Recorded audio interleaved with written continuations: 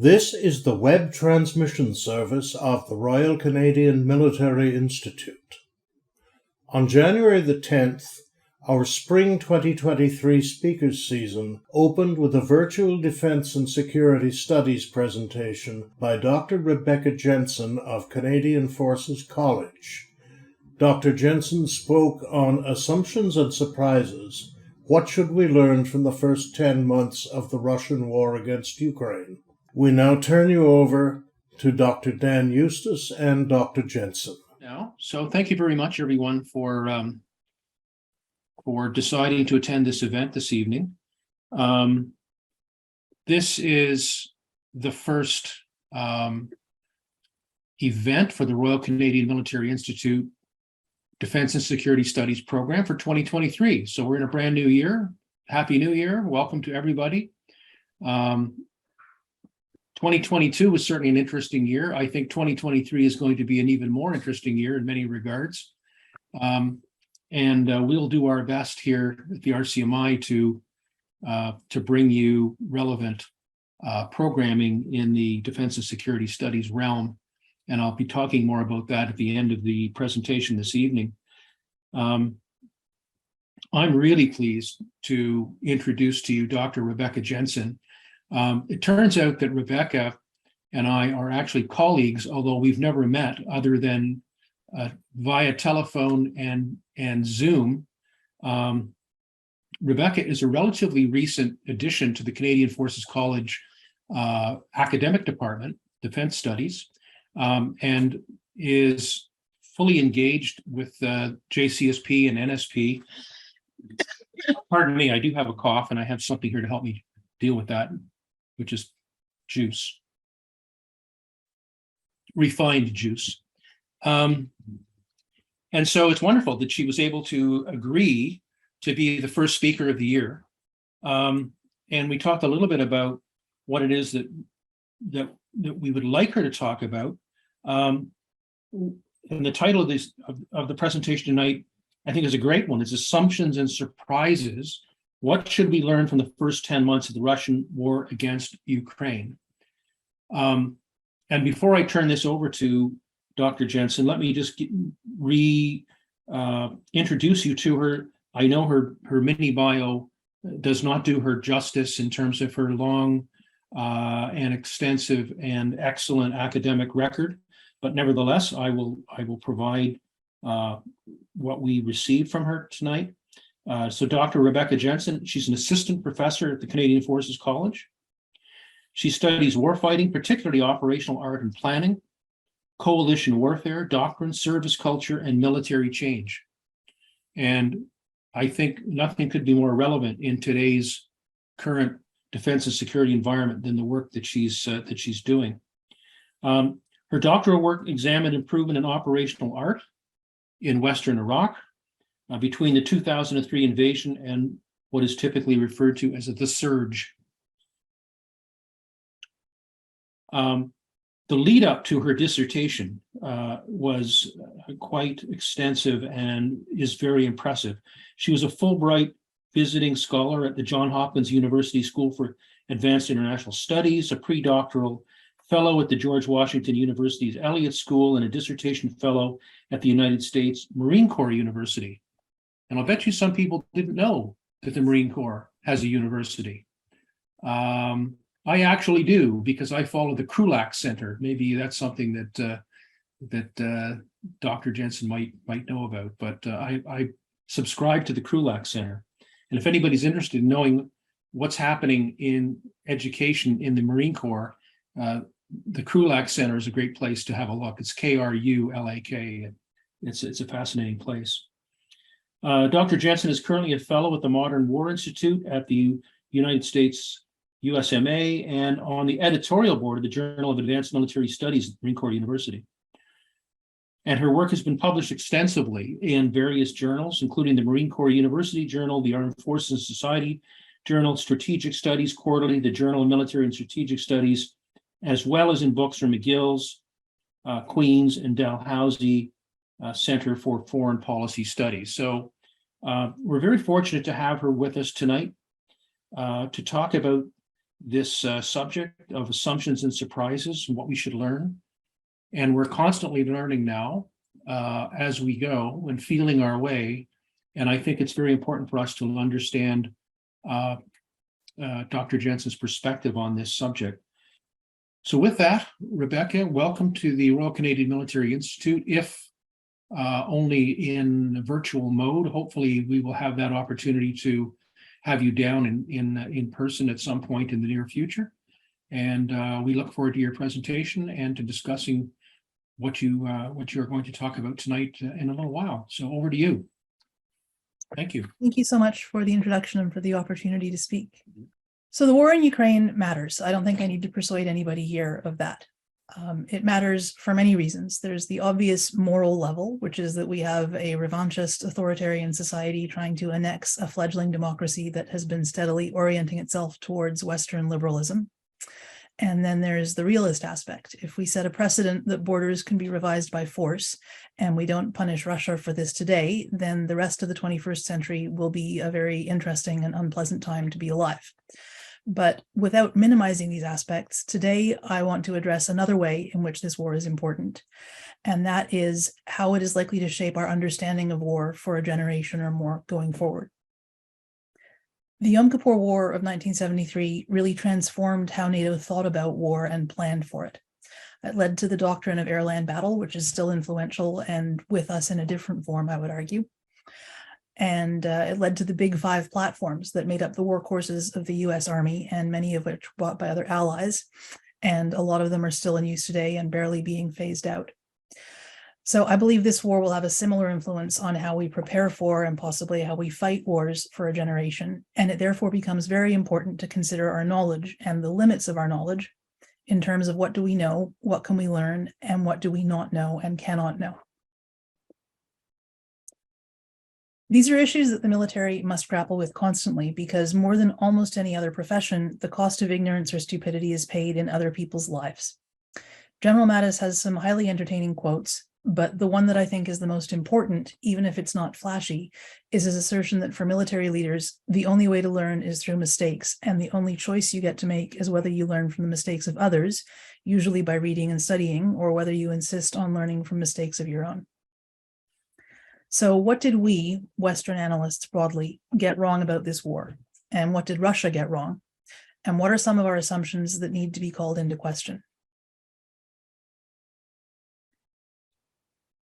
We, by which I mean most analysts in NATO, expected, like Putin, that the war would be over rapidly and in Russia's favor. And this wasn't because we wanted that outcome. On the contrary, almost everyone I spoke with in January and early February, including a lot of Canadians and Americans who had trained the Ukrainians, were heartbroken at the defeat that they anticipated, but they were quite sure that it was a question of when and how badly and not of if.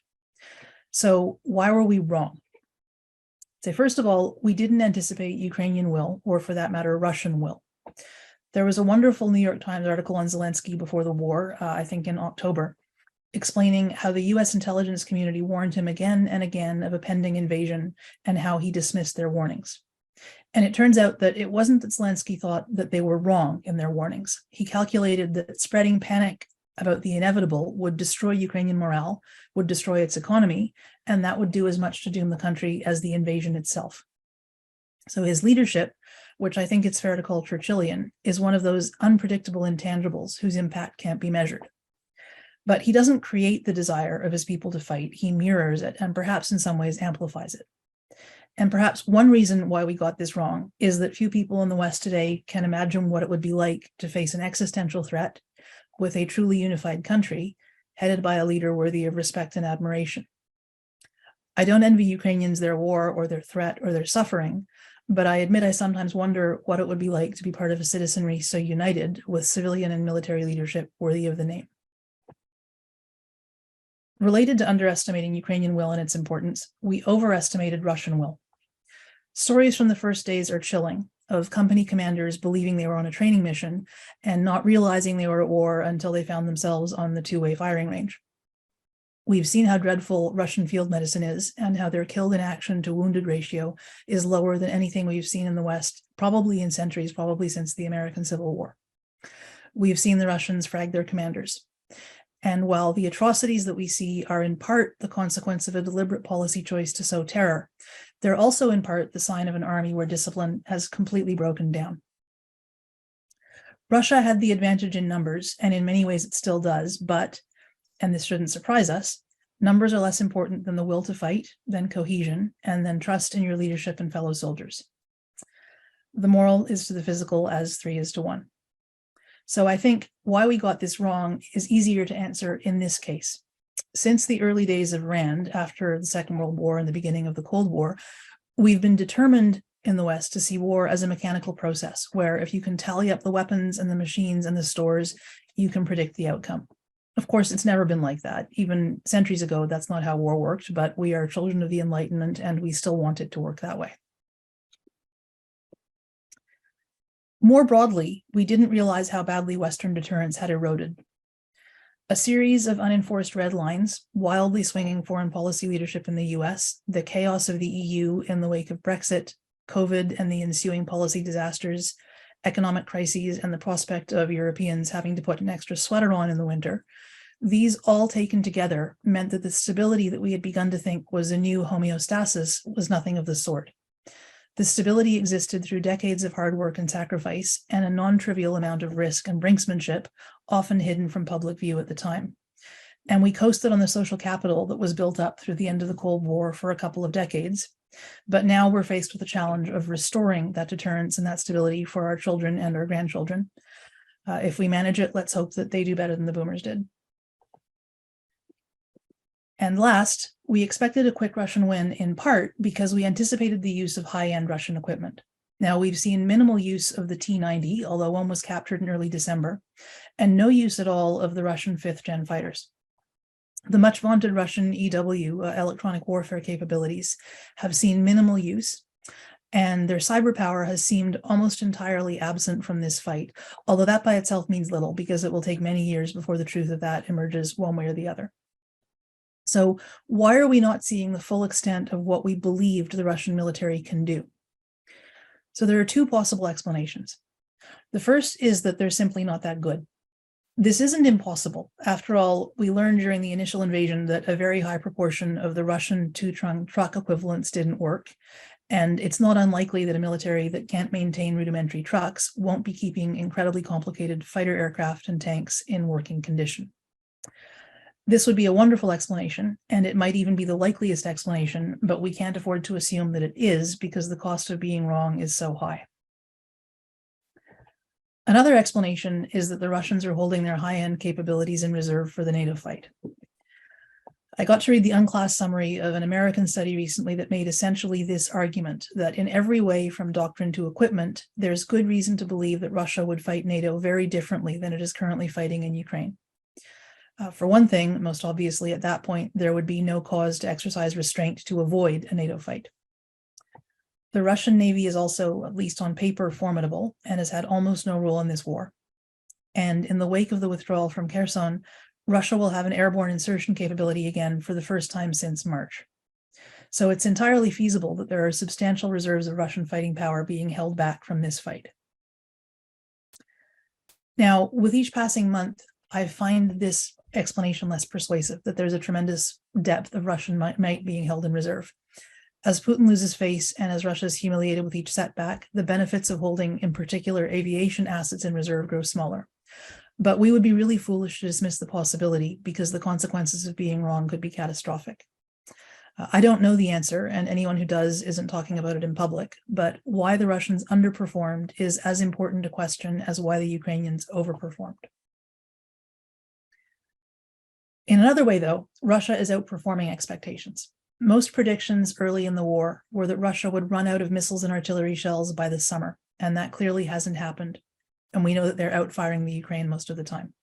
So either Russia had more stockpiles than we knew, or more domestic capacity than we knew, or both. But in either event, this shows the limits of our intelligence. So what did Russia get wrong, and why? And there are two major points that I want to raise here, and the second is far more important.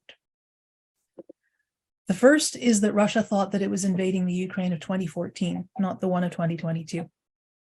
The annexation of Crimea and the Donbass was successful in part because there was a substantial fifth column there, and Moscow expected something similar this time. They completely failed to reckon with the ripple effects of the Maidan movement, and in a great example of failure to think in systems, they didn't understand how their own actions in 2014 had a uniting effect upon Ukraine. The linguistic, cultural, and religious cleavages from 2014 haven't been fully erased, but they have largely been subsumed into an overriding Ukrainian identity. So this highlights the dangers of focusing on the military and the tangible over the cultural or the social and the intangible. And it also evokes the saying about militaries always preparing to fight the last war. And we're not immune from this. One of the critiques of the wars in Iraq and Afghanistan is that the wars didn't last for 20 years, or for 12 in the case of Canada and Afghanistan. It was rather a series of 6 to 12-month wars fought over and over again. The second reason why Russia got this so wrong has to do with the integrity of their military and political systems, their culture, and their accountability and transparency, or the lack thereof. We know that reports about readiness and supply were never accurate in the Soviet system, and there's no reason to think that Russia is much better. When failing to meet targets can end not just your career, but possibly your freedom or even your life, then the incentives to lie or to put the best possible interpretation on the truth are very strong. Now, we know Russian leadership isn't stupid, and we also know that they grossly miscalculated in areas as basic as how they could move supplies on a paved road within 100 miles of their own border. How do smart people get this so wrong? I would say in part when they're given junk inputs to their decisions. And here's why this is the most important part of the story. If I could wave a magic wand and make every military leader in NATO read one thing, it would be this study, Lying to Ourselves by Garrison Wong, published by the Strategic Studies Institute in 2013. It's a free PDF on the Army War College website, and I can't recommend it highly enough. Now, Garrison Wong are 2 retired colonels and PhDs who currently teach at the Army War College, and they were inspired to write this study by the ludicrous training requirements of the US Army. In some of the units they surveyed, for instance, leaders were required by statute to carry out 287 days of training per year when they only had 230 working days per year. Opting out was not permitted, and reporting honestly that a given exercise had been skipped because there was no time was career-ending. So young leaders who'd spent 4 years having duty, honor, country, and the cadet honor code being beaten into them were suddenly trained very effectively to pencil whip, which is a polite way of saying lie about these requirements. And of course, this has a cascade effect. It starts with saying that you did a half-day PowerPoint workshop on drunk driving when you didn't, but it ends with fudging, which is the other word for lying that they use, about readiness numbers. And when you add in enough iterations of lying, or of casting everything in the most flattering possible light, the data that reaches the most senior decision makers is worthless. And this is what Garrison Wong document in this study. Now, I'm not for a minute suggesting that what happens in the US Army or the CAF or most NATO armies is anything like the naked corruption, theft, or selling kit on the black market that we see in Russia. But we don't have to be that bad to still be worse than we believe we are. I had the chance to visit an air unit with some liaison officers recently, and one of them asked about staffing levels. And the unit CO said they were at about 82% of nominal staffing, which was about average. But this liaison officer was a former pilot, and he pushed a bit harder. Where were the shortages? And after an awkward moment, we were told that the shortages were mostly among flight engineers and maintenance techs. So what this meant functionally was that this unit was closer to 20% in terms of its ability to put aircraft in the sky compared to its nominal ability. But 82% is the number that is tracked, and that sounds a lot less dire than 20%. So does this count as lying to ourselves? Arguably not, and senior leadership are in part to blame if they're asking for superficial metrics. What is your staffing, instead of the ones that matter? How many sorties can you fly? But it's also not really honesty. This probably seems like a tangent, but I'm an academic, so I speak in tangents, but I'm convinced that NATO militaries, likely including the CAF, are likely to see combat in a war with very high stakes in the not too distant future. And so they owe it to their leadership, but more importantly to their soldiers, to ensure that the people making decisions about what to commit have a meaningful understanding of what the CAF can do. Being engaged in a hot war against Russia will be dreadful, but doing so under faulty premises when we're set up to fail because we won't talk honestly about our readiness and capacity would be much worse. I don't think we could be as corrupt as Russians if we tried in this regard, but that's a low bar.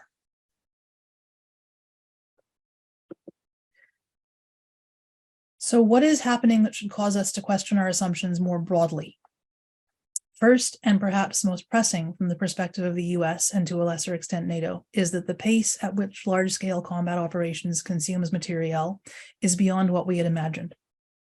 In a matter of months, the Ukraine's gone through 5 years worth of Stinger productions and about 8 years worth of Javelin production. It will take a very long time before these production lines are even started up again, and longer still before stocks are replenished to pre-war levels. The Ukrainians are currently firing about 100,000 a day, a month, $100,000 a month. US produces 10,000 a month, is hoping to scale up to 20,000 a month by March and by 40,000 a month by spring of 2024, which would still be less than half of what is being used in a bad month in Ukraine. So why is this a surprise to us? Part of it is that we genuinely expected to fight come-as-you-are wars, which would be over so quickly that you wouldn't need to produce munitions to feed into the war for months or years at a time. You would be forced to make do with what you had on hand, so would your adversary. And part of it was the desire for efficiency and streamlining. Maintaining warehouses of munitions and maintaining production lines costs a lot of money. And when your country is convinced that it is largely threat-free, this can be portrayed as wasteful. This is a fairly fundamental question that Canada, like the rest of NATO, will have to ask itself in the months and years ahead. Do we continue to rely on just-in-time military logistics or assume that we can make do with what we have? Or do we start viewing stockpiles and a robust defense industrial base really as a kind of insurance policy, an expense that we pay that may seem unnecessary and which we hope continues to seem unnecessary, but which we would be really foolish to give up for a bit of savings? Another surprise is that neither side in this war is fighting maneuver or joint warfare, or even really effective combined arms warfare. This could be because they're not very good, particularly in the case of Russia, or because they're frantically learning on the job in the case of Ukraine. Or it could mean that maneuver warfare in the 21st century is extraordinarily difficult. The West has only done it recently when ridiculously overmatched, so we should be wary of assuming that it would go easily for NATO militaries, and that we wouldn't struggle with basic combined arms operations under fire and under adverse conditions. There are frequent calls to reduce collective training exercises, which are very expensive in time and money, but aptitude at combined and joint warfighting requires not only sustained education and mental preparation, it also requires developing individual and collective muscle memory, and there are limits to how much you can do this with simulations and tabletop exercises. So again, like maintaining a defense industrial base, this only looks expensive when we don't consider how much it costs to go into combat unprepared. While the sheer volume of artillery being used may be greater than we expected, the heavy use of indirect fire is not. We've known for a while that Soviet and thus Ukrainian and Russian doctrine still is artillery heavy. But the why of this is interesting, particularly as we assist Ukraine in orienting its military toward NATO and away from Russia and its Soviet roots. In the US, the prestige branch has usually been infantry, in part because of the glamour of closing with and killing the enemy and the way infantry are portrayed in popular culture in the US. Additionally, US doctrine uses air instead of artillery for fires, in part because it is more accurate, and the US culturally places more emphasis on avoiding collateral and civilian damage than Russia. This is also in part because using air for fires rather than artillery allows the use of fires without putting troops on the ground and minimizing the risk of your own casualties, which is important given political sensitivities in the US. On the other hand, Russian culture leads to the heavy use of artillery instead of air, in part because artillery is cheaper and requires less training, and because they are not as concerned with casualties, civilian or their own. But traditionally, artillery has also been the prestige branch of the Russian and Soviet militaries, in part because it required a higher degree of education and mathematical ability. So when we talk about changing how Ukrainians fight, keep in mind that helping them to shift from reliance upon artillery to air, so fighting more like NATO, will involve a lot more than giving them the right platforms and doctrine. It will require changing their culture, which is hard and takes longer. There's another side, though, to this idea that we use air where Russia uses artillery, and that's because we can. In every fight, but perhaps a few days in Libya, a few days early in OIF and the Falklands War, NATO militaries have enjoyed air superiority and usually actually air supremacy. Do we keep using air power, putting crew and expensive platforms at risk for the sake of accuracy when this is no longer the case? Or do we trade off accuracy for relative safety and use artillery more heavily? What does this mean for field medicine, which is so reliant on Cajovac for the stunning improvements in survival that we've seen in the last 20 years? What does it mean for individual soldiers and morale if critical casualty care has to teach you how to keep someone mortally wounded alive for 48 hours and not just for the golden hour? Related to this, and in the absence of much aviation, not only Russian fifth-gen aircraft, we're seeing what rough air parity looks like, and it's a bit confusing. There's a lot of theoretical work and case studies on air supremacy and air superiority, but there's relatively little work on what to expect when there is rough air parity. And it turns out that both parties are being extremely conservative with their assets. This leads to treating air forces almost like fleets in being, holding them largely in reserve so that they're capable of denial, but not of control. Now, how this would shift in a NATO fight, where both the aircraft and the air defense systems would be much more advanced, is anyone's guess. But in general, we should think a lot more about how we conduct every aspect of warfighting, from ground combat operations to medical treatment to logistics, when we do not have control of the skies. This isn't a problem that the CAF has spent much time considering in generations and hasn't faced in reality since Korea. We're used to seeing drones at scale. We're seeing the use of drones at scale for the first time, and it's fascinating and a bit frightening. Off-the-shelf toy drones are being used as scouts, and slightly more expensive commercial drones are being used to, for instance, drop grenades into trenches and open tank hatches. And rapidly built larger drones reportedly just decimated 2 Russian air bases and a fuel depot. Now, I yield to nobody in my love of Top Gun, but the expendability and the relatively low cost of remotely piloted aircraft might well be making them the way of the future. Now, how long will it take Western militaries who are wedded to the concept of conventional aviation to move past this? And what price will we pay when we fight an adversary who's willing to make this trade? Russia is dealing with this right now, and we should learn from their pain. The conventional wisdom in most NATO countries has been that conscripts with minimal training were not useful in the kind of war we fight today. Ukraine is proving this wrong too. The willingness of their conscripts is no doubt a major element of their success, but their training program is about 4 weeks, compared with anywhere from 3 to 10 times that, depending on the specialty in the country. And their results are exceeding expectations. They're also generating their own NCO leadership who are stepping up without the formal training that's long been a requirement in Canada and other NATO militaries. Now, would they be better with more training? Yes, almost certainly. But are they better than, according to our logic, they have any right to be? Again, yes, which means that we should be reconsidering some of this.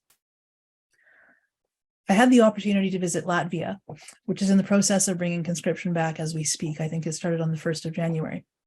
And one of the Canadians I was with pointed out that this would be a political impossibility in Canada. And the Latvian said it was here too until it wasn't. So I am emphatically not making an argument in favor of conscription in Canada for many reasons. But my point is that much of our planning has been based on the assumption that small, highly trained, all-volunteer forces are the only way to fight effectively. And that's clearly not true. And we need to think through the ripple effects of this for us and for our adversaries and allies. This talk has nothing to do with Donald Rumsfeld, but for all of the things that he said and did, I think he's unfairly maligned for this. This is a very pithy statement about the limits of knowledge. And the last point I want to make about the limits of our capabilities and knowledge involves the question that comes up from time to time, often but not always from politicians who are less sure than I would like about whose side they're on, about whether we should encourage or pressure Zelensky to negotiate. This assumes that we have more agency here than we do. We thought we had trained the AFU well enough to deter Russian invasion, and we were wrong. We thought that despite our training, the AFU could not hold back Russia, much less repel it, and we were wrong. If we think that we can induce Zelensky to make concessions that the Ukrainian people do not support, we will be just as wrong. Over 90% of Ukrainians support continuing the fight. If we could somehow coerce Zelensky into making concessions, he would be replaced as president just as quickly as the Ukrainian constitution permits it. I was lucky enough to hear Stephen Biddle speak in the fall on something related, and he pointed out that with the exception of the destruction of Carthage, there has never been a military victory in history. All military power does is create the conditions under which terms are agreed upon. So the role of defense professionals and the role of military power is not to win a military victory. It's to shape the conditions such that if and when the military is used, it helps to create the conditions possible under which representatives and allies will negotiate the best possible terms to end the conflict.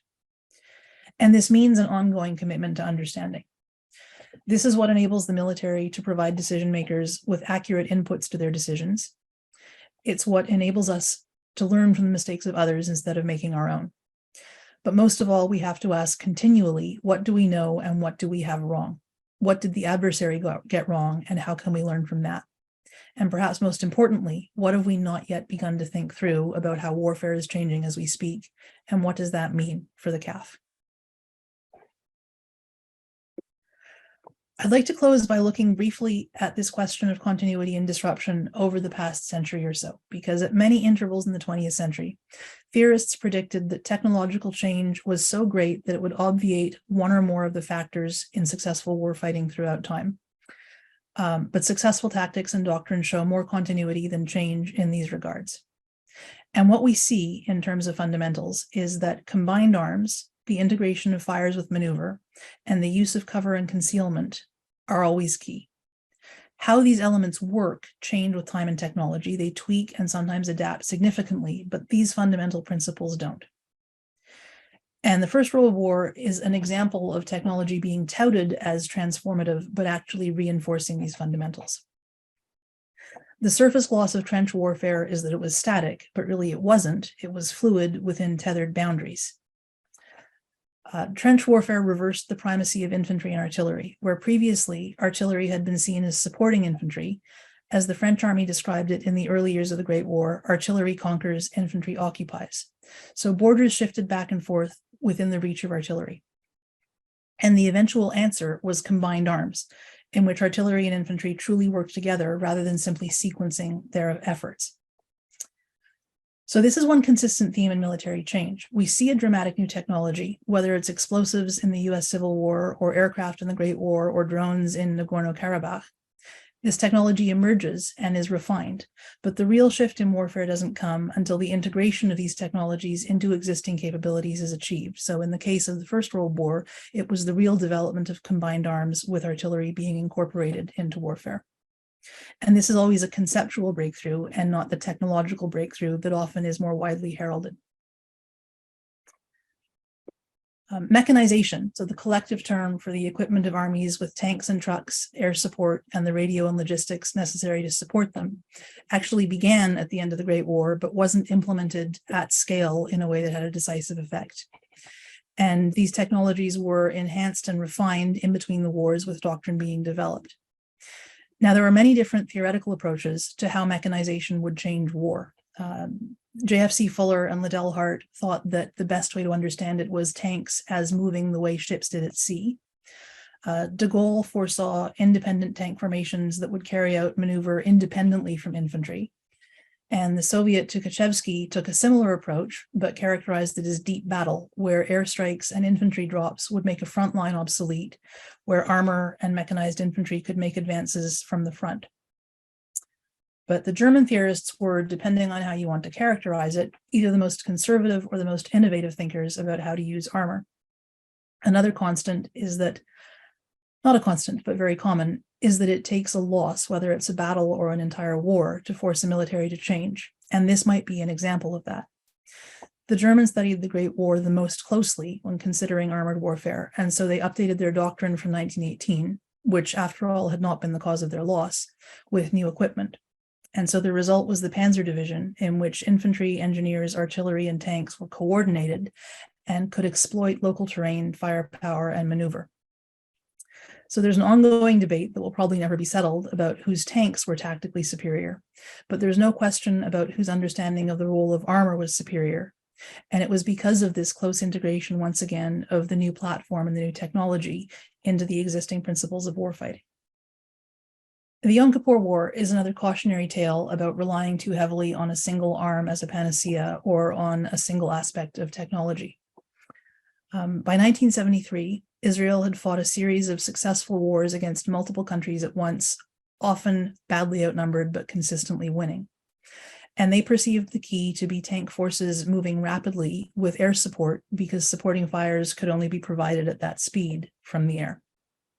This is an example also of how one's enemies improved too, because by 1973, the Egyptian army had trained its infantry in anti-tank tactics. And this was sufficient to cause a crisis for the IDF, even though the Egyptian forces were still themselves not that good. They were not practicing combined arms or maneuver warfare, but they had mastered digging in so that they could protect themselves enough to attack tanks. And it took the loss of 3 armor brigades before Israel adapted its tactics and its doctrine. Now, Egyptian successes against Israeli armor had largely resulted from their own use of precision-guided munitions. And this kicked off yet another round of, is this the death of the tank? Although happily for everyone, nobody could do it on Twitter then. But what the Yom Kippur War proved wasn't that tanks were less powerful. It proved that failing to use them as part of a combined arms team was more costly than ever before. So in terms of the lessons to be learned now and the degree to which we're seeing change or continuity, I'm very wary of anyone who draws drastic conclusions unless they attach heavy caveats. An analyst looking at either world war at the 10-month mark would likely have predicted something very different than what transpired in reality. We're seeing an incomplete picture of what's happening, and with very good reason. The Ukrainian information operations are tremendous and important. And whatever faults the Russian have, their military intellectuals have not been stupid since at least the Crimean War, the 1850 Crimean War, and it would be a mistake to conclude that they would not learn from the past year and improve, just as the Allies learned and improved after the initial years of the world wars, just as the Israelis learned and improved after the first days of the Yom Kippur War. But I would suggest that what we're seeing does represent continuity with the principles drawn out over the past century. There are obvious crises of morale, logistics, and leadership on the Russian side that would hamper any military. And the Ukrainian skill at destroying their brigade-level headquarters, combined with the Russian restructuring to largely do away with their division-level headquarters, has made the Russian army particularly brittle. We've seen a willingness on the part of the Russians to use artillery extensively and with devastating effect in terms of sheer destruction and human suffering. But they're not using it in tandem with infantry and armor, and that means that artillery alone doesn't yield much of a military advantage. Similarly, when we see the Russians use armor, it often appears to be without support from infantry, which means that the adaptability of Ukrainian infantry against these tanks has been very effective. And this is reminiscent of how the Egyptians repelled Israeli armor in the early phases of the Yom Kippur War. The Ukrainians do have access to new anti-tank technology, but the important part is that they're integrating it into their tactics for maximum effect. Neither side is really fighting combined arms as we typically understand it. Now, I raised this earlier. The facile explanation is that the Russians are dreadful and the Ukrainians are newbies, but easy answers are usually wrong. And it seems more likely to me that combined arms warfare is simply much more difficult with 21st century technology. So it would be worth considering how well the CAF exercises at Maple Resolve, or the equivalent exercises amongst our partners, really reflect the challenges that we're seeing in Ukraine right now. Are we training for the war that we're likely to fight, or are we training for the war that we would prefer to fight? At this point, based on what we see in the open source, I'm convinced that cover and concealment still matter, and their absence underpins some of the more spectacular Russian failures, some of which you can see on Twitter. And that combined arms is still crucial, if very difficult, and that firepower without maneuver is destructive but not productive, while maneuver without suppressive fire is costly or suicidal. But we don't know what we don't know, and the relative lack of visibility of Russian successes does not mean that they aren't occurring. The Ukrainian capture of Kherson, for instance, was portrayed as a great loss for Russia, and it is certainly good that the city is back in Ukrainian hands. However, this was a successful retreat on Russia's part, which conserved almost all of its fighting power, and it left behind explosives and booby traps that continue to kill AFU soldiers as they secure the city. Another notable change is worth considering, and this is the centrality of data to how the AFU in particular are fighting. In some ways, this is a benefit of starting from scratch. Rather than inheriting a legacy C2 system for fires, for instance, the Ukrainians have largely built one based on 21st century premises. This isn't a perfect analogy, but I read a great article comparing it to the old taxi company dispatch method compared to Uber. The efficiency in matching resources to needs is incomparable, and there's no reason why this new approach to C2 won't extend beyond fires. There's a lot of really good literature on how and why insurgent networks adapted so well in the Great War on Terror. And the basic argument boils down to the fact that without the infrastructure and the bureaucracy of a Western military, they were able to innovate in contact and to disseminate these changes throughout their network.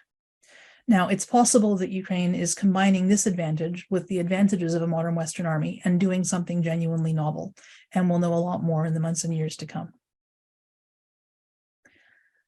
One final lesson I suggest we note is that large-scale combat operations today are logistically incredibly costly, and when many different platforms are being used in the same battle space as in Ukraine, incredibly complicated.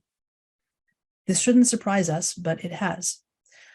We, speaking of NATO broadly, have grown used to the idea that we can fight in intense and discrete bursts, using precision fires and ending a conflict quickly, at least the active combat portion of the conflict. That's not what we see here, and there's no reason to think it's what we would see in a NATO-Russia fight or in a hot fight with China. I've discussed dumb artillery shells, but the kits that can be used to adapt them into more effective munitions are also being produced at a rate of 2 days worth of consumption every month in the US, and the UK equivalent is less than half of that. The implications of this, along with all the other statistics about the defense industrial base, are significant. If we're serious about a Ukrainian victory and about imposing a heavy cost on Russia, we need to increase our production of these munitions rapidly. But the long-term implications for our own readiness are arguably more important. We can't rely on just-in-time production, nor can we rely on platforms that haven't been manufactured in over a decade. But at the same time, we're all facing unprecedented economic pressures, and who's going to bear either the costs of stockpiles or of maintaining slack in production lines that we can spool up? And the same dynamics exist with respect to force generation and personnel readiness.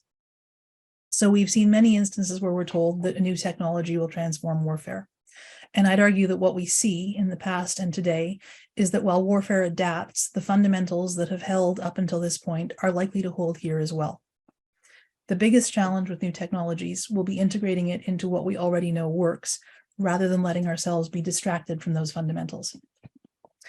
But as much as the world wars, the Yom Kippur War, and the wars in Iraq and Afghanistan changed warfighting, they had their truly transformative effects on society. And I expect that the current war will be no less dramatic in how it shapes our armies, but also our nations. And now I am most happy to take any questions that you might have.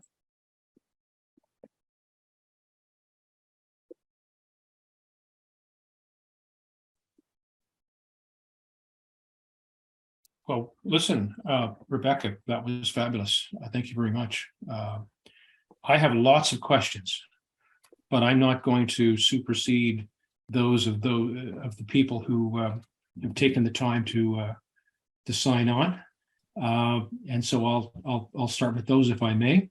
The first one I would like to ask you, or on behalf of one of our audience members, is about EW, and you mentioned that you hadn't seen a lot of effective use of EW, electronic warfare, on behalf of Russia.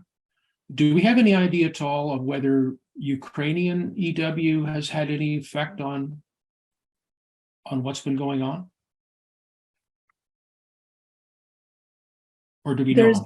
There's been a good bit of reporting about Ukrainian innovation in this space, but the Ukrainians, for understandable reasons, are playing this very close to their chest. Of course. Similarly to cyber, to some extent, the absence of evidence in terms of Russian activity isn't proof of a lack of activity. Right. But one of the more notable things that happened in, I believe, November was the capture of a container that contained a full Russian EW suite. So I think we can anticipate that both the Ukrainians and the US will be learning as much from that as they possibly can. Right. Good stuff. Eric, you've got your hand up. Would you like to ask a question? Dr. Jensen, that was an incredibly good presentation. My congratulations. And it's good to play very nicely against some of what Matt Gurney and his people have to say in our luncheon series. But first thing, I know it's totally impossible to keep up with developments, but it's come out in the last 24 hours that Russian artillery usage seems to be down by up to 75% over the summer. Are you aware of that? Have you any thoughts to offer?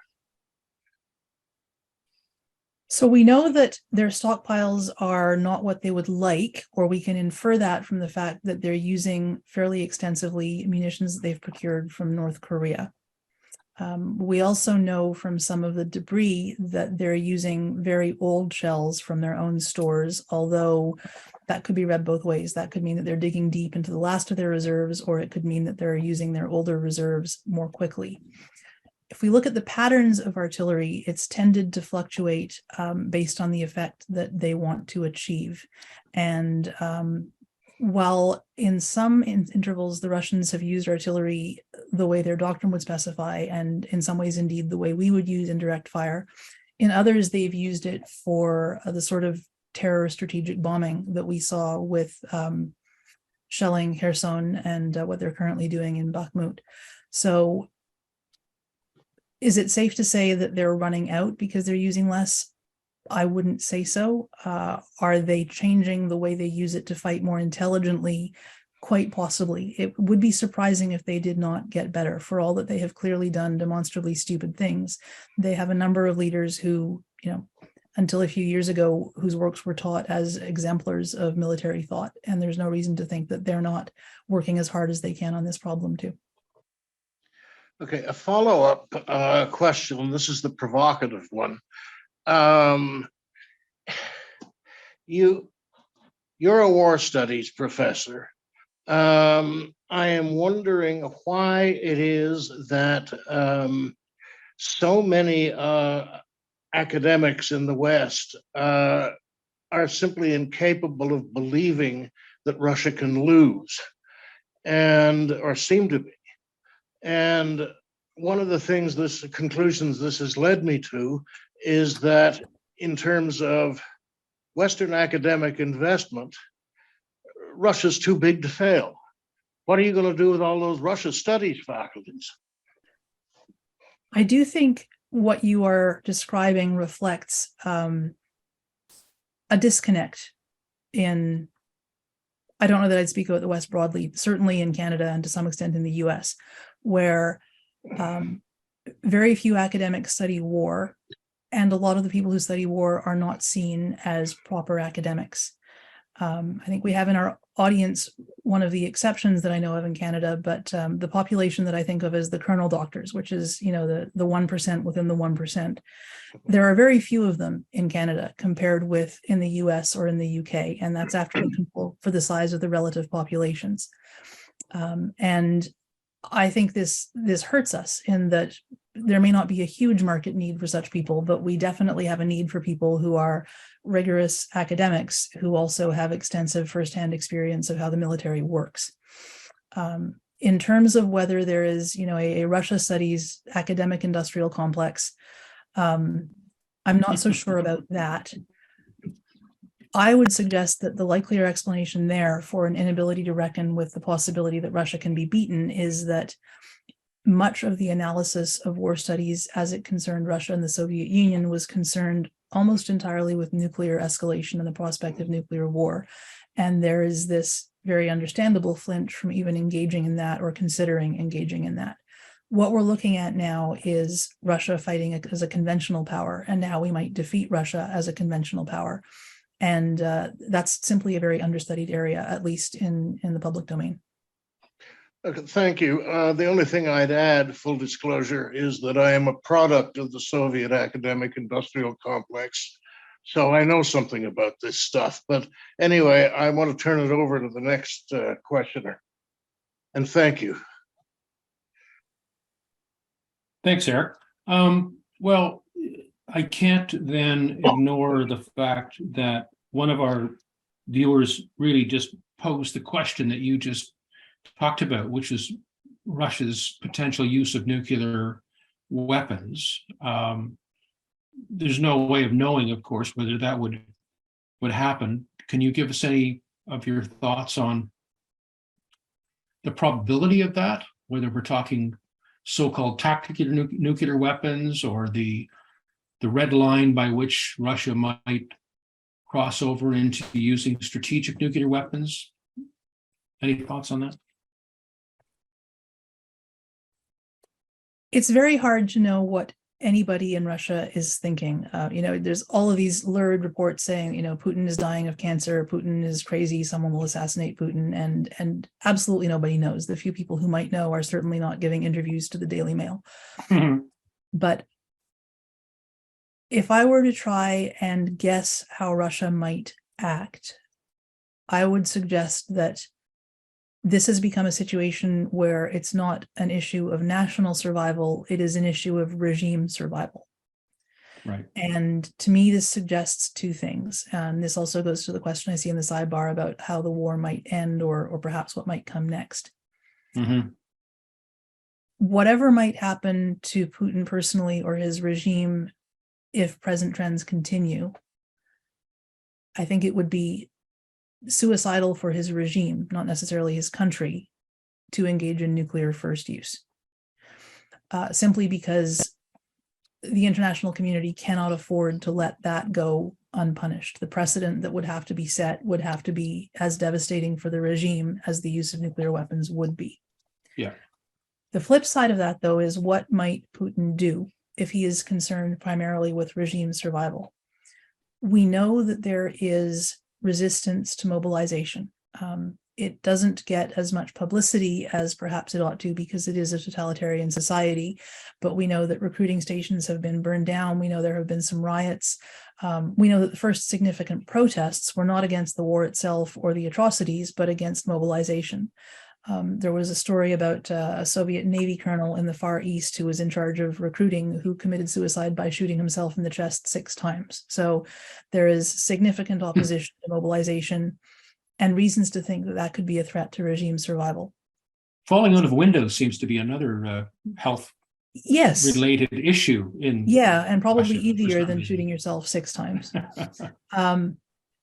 And this, I think, is one of the great potential dangers, which is that one way that Putin could increase support within his own country, which is the key to regime survival, is by trying to make this a NATO conflict. This is how it's been spun from the very beginning. It's been spun as a reluctant Russian response to NATO aggression, and there's tremendous efforts being made to portray any aid of any sort, even if it's humanitarian, as this is proof that this is a NATO war. And so actually engaging NATO at a conventional level might be a way of doing that. It might be a way of galvanizing domestic support.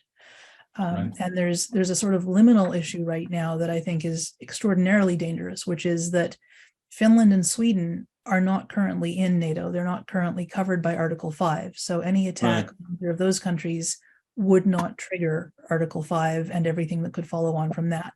At the same time, because we have so clearly and almost unanimously signaled that we intend to admit them to NATO, any attack on those countries that isn't countered will tremendously weaken the value of NATO. So that I see as a way that Putin could try and expand the war in a way that would not be immediately catastrophic and in a way that could reinforce his weakness, which is dwindling support at home and dwindling control over the power base at home. Right. There's lots of questions coming up, and I'm going to try to do my best to see if I can manage some of these. Let me zero in on 2 that are more sort of operational, tactical, as opposed to the strategic issues. Although I want to plant a question in your mind that I'd like to come back to because I think it's important, which is your concept around, in this particular case, your view of sort of conflict termination. What are the options for conflict termination going forward? But let me come back to some very specific operational tactical questions, and there's 2 that I think are interesting. One is, as you referenced, the ground war, and in particular, sort of the similarities, if you will, to even the First World War in terms of trench warfare and so on. One, given the propensity for Russia, and also I think to a large extent Ukraine, to see this as an artillery-based campaign, are we going to see the problem that existed previously in terms of the very simple wearing out of barrels, of artillery barrels? I mean, in other words, what happens when the artillery force itself cannot continue to sustain its rate of fire? I'm hearing 20,000 rounds a day in some cases. So it may well be that starts to become a technical problem, that they just can't sustain the artillery rate of fire. And then kind of related to that is why are we not really seeing more of an air mobile war? I mean, surely both sides have access to helicopters, and wouldn't it make more sense for them to be using those to try and leapfrog into territory, recognizing that there's an air defense against helicopters, obviously, but I just wonder whether we haven't seen any of that, and I'm just wondering why you think that might be the case. So for air mobility, I think this goes to the question of air parity, and when both sides have the technology to exert control, but not or for denial, but not control, rather. We know that the Stingers have been exceedingly effective at taking down aircraft, and for helicopters flying at the level that you would require for air mobility, you don't even need Stingers. So we've seen that helicopters are tremendously vulnerable. Right. Without getting into specifics, there's reason to think that the Ukrainians have a fairly significant qualitative edge in their defensive ground-based air defenses. Right. So not necessarily they would have a similar advantage if they used air offensively against Russia, but there is an asymmetry there that exists quite deliberately. We're also seeing, though, so there's air mobility, but there's also the paratroopers, and without wanting to offend any possible paratroopers in the audience, the idea that airborne forces are a legacy, to put it kindly, or a vanity project, to put it less kindly, has been kicked around a fair bit for the past 30 or 40 years. This question of, with the exception of small, highly trained soft units, is it ever again going to be feasible or desirable to airdrop large numbers of forces in to seize terrain?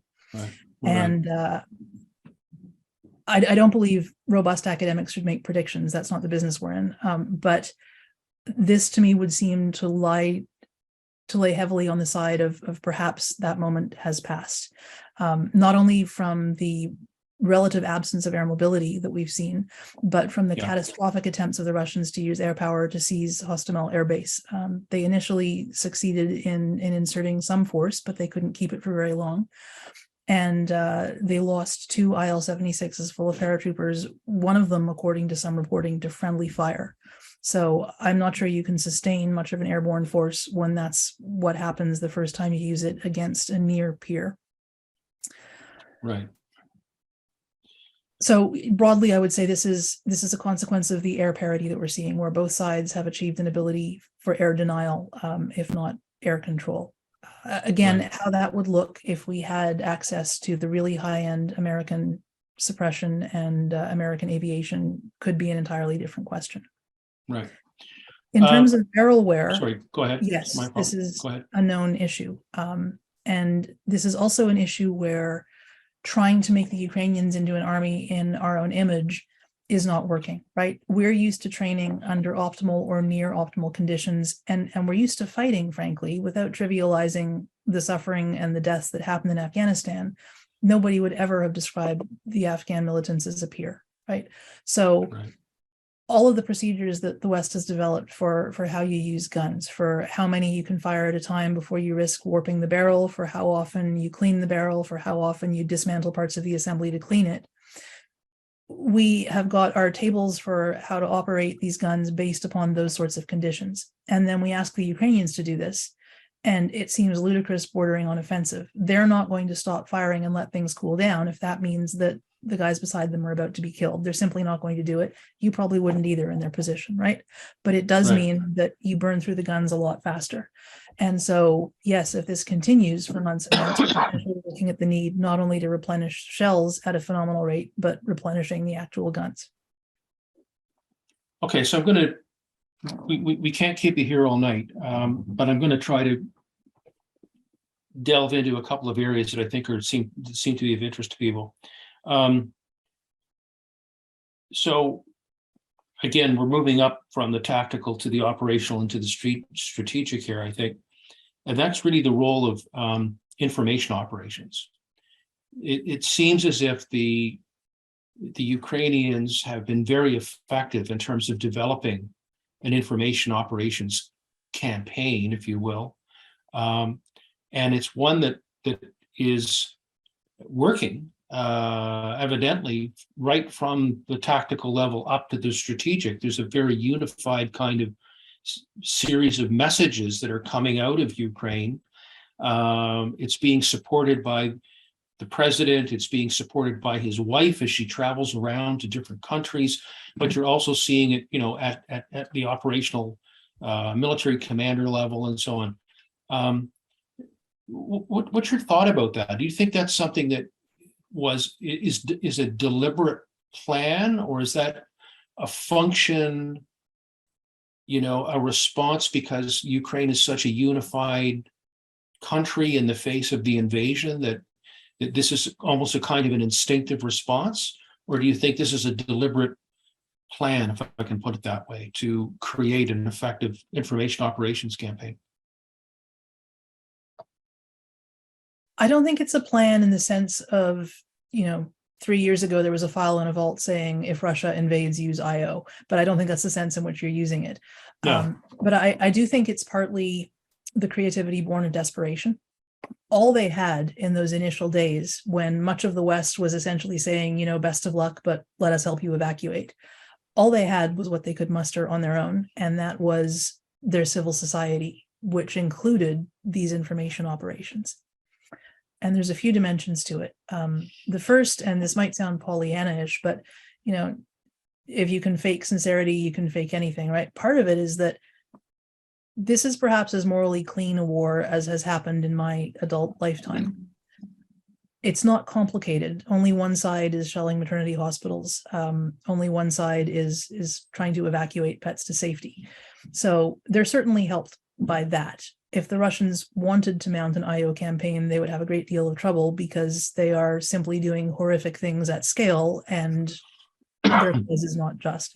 Yeah. At a more sophisticated level, one of the things I would like to see us study in the longer term is what we can learn from Ukraine. I talked to some people who'd been part of NATO training courses in 17 or 18, and they said that sometimes they felt a bit embarrassed. They would be there and they'd say, we're supposed to be here to teach you how to fight the Russians. And they were talking to guys who'd just come back from the Donbass a month earlier. And they said, you, at this point, know more about modern warfare than we do.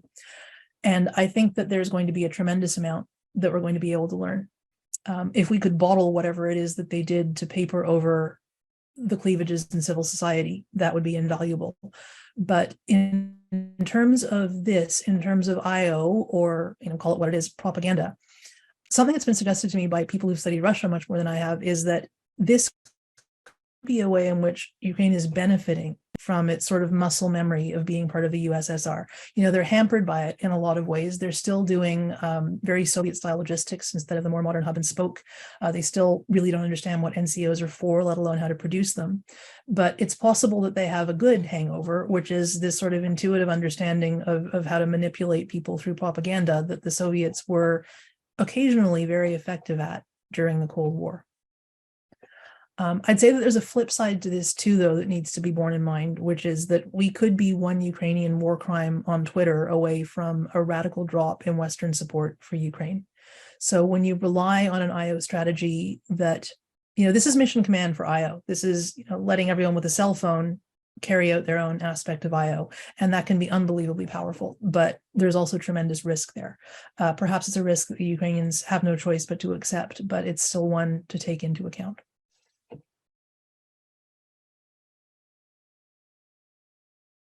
I did see one story, I think, in the last 24 hours about some Ukrainian troops wanting to now take revenge on Russian troops, and that could certainly play into, a counter IO campaign in a big way.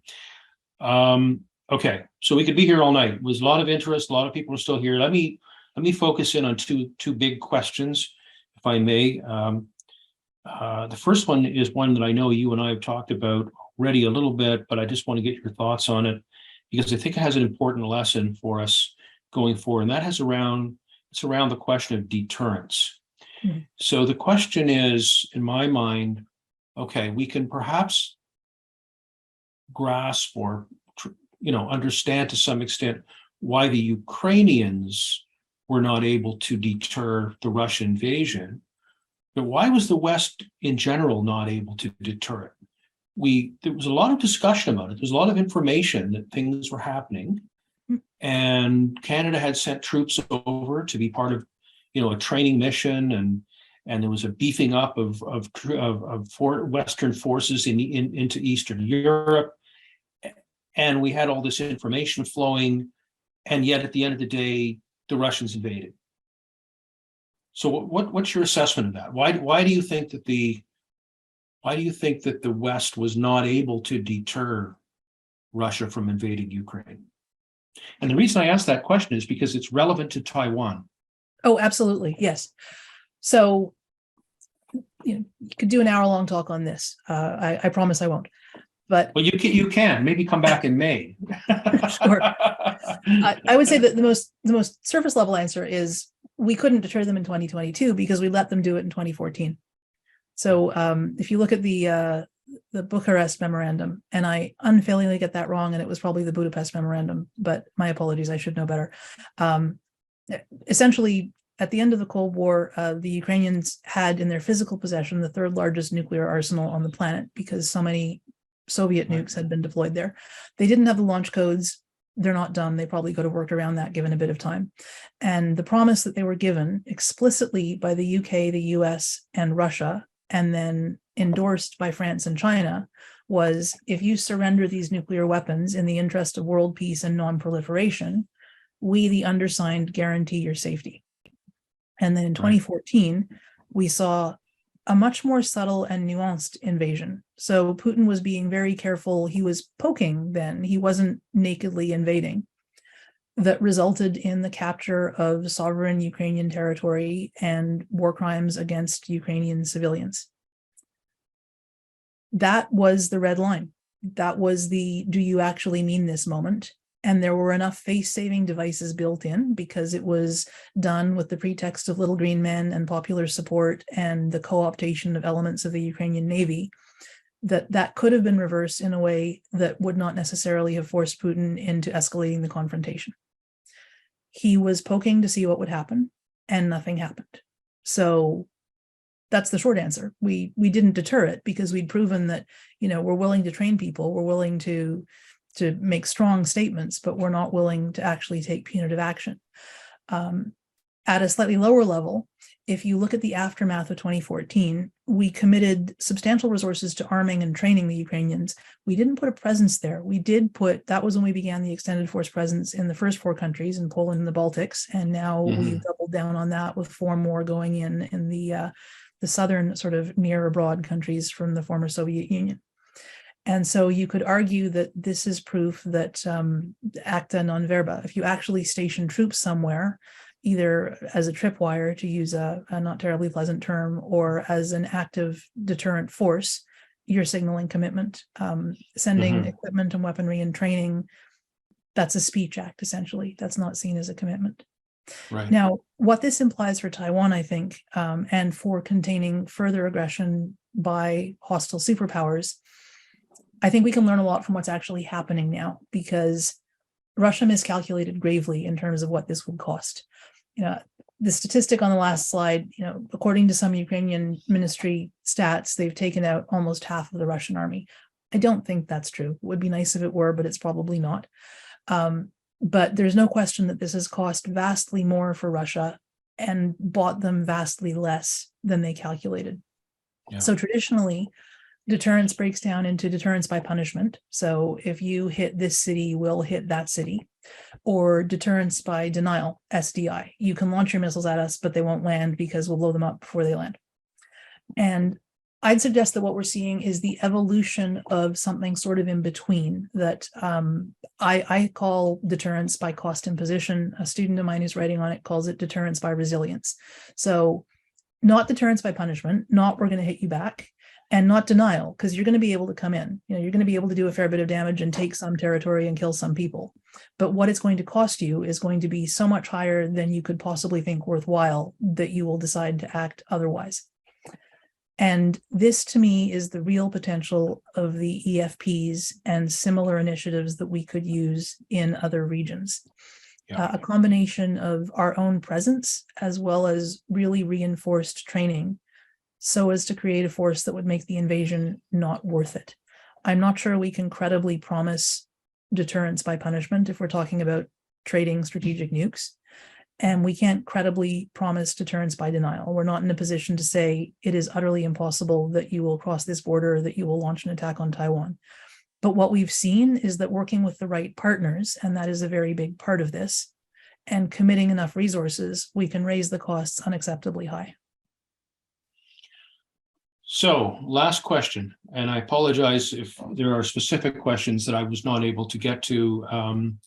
I hope I've at least touched on them in some way, but if we're sitting here on the 10th of January, 2024, what do you think the state of the situation in Ukraine will be at that time, a year from now? Tough one. Nobody's asking you to have a crystal ball, just your thoughts. I think it's unlikely to be resolved. Major state-on-state wars typically last for many years. I think the outcomes fall within a spectrum of, on the one hand, what we could call a frozen conflict, where the Donbass, or the part of it that's currently occupied, remains as a sort of DMZ, where the line itself moves back and forth, where life in that area becomes essentially unlivable. And, you know, at the low end of the conflict, it becomes a bit like India and Pakistan, where shots are traded, 2 or 3 people die, it doesn't meet the threshold of a war, or something much greater than that. At the other end of the spectrum, I am not confident that NATO will stay out of this. We don't have a very good track record at staying out of wars. And what I find particularly disturbing about this is that since we refuse to consider how we might end up in this war in an intelligent and thoughtful way, we're likely to be drawn into it in a reflexive and reactive way. So that's my concern at the other end of the spectrum. A frozen conflict we can likely manage. We know that Russia as a country is on its way down demographically, economically. It's been deteriorating for a long time. Yeah. The prospect that we will be drawn into this and that we will join the fight, not because we have calculated that we must or we should and how we will do it effectively, but because something spectacular will happen to cause a public clamor to join the war, and we will thus do so without much forethought, I see as the potential real catastrophe here. Right. So this worst case scenario, short of that, could look something like a new Cold War with Russia, in a sense, between the West and, you know, it's more than a Cold War, but it's short of an actual kinetic fighting war. So we'll see. Yes, and I think containment something here like that will be crucial Yeah. as well. And containment, not in the sense of stopping the spread of communism into neighboring countries, but in terms of containing the ideologies and the methods that are used, which is going to be, of course, significantly more difficult. Okay. All right. Well, you've certainly earned your pay tonight, and we're not the ones paying you, so we won't keep you all night long. I think it was a tremendous presentation, and I know from the comments I'm getting already that people are extremely happy. So with that, if I may, sign off and thank everyone for participating. I think it was a wonderful presentation by Dr. Jensen, and I thank again everybody who was in support. So with that, good evening, thank you, and we will see you, I'm sure, at some point in the near future, hopefully in March, and certainly in April. So take care and good evening. Thank you very much. Thank you, Rebecca. This has been another in our series of webcasts produced by the Royal Canadian Military Institute in Toronto as a public educational service. You can find news of upcoming events and links to our webcast archives at www.rcmi.org. On behalf of the RCMI, this is Eric Morse saying goodbye for now, and thank you for joining us.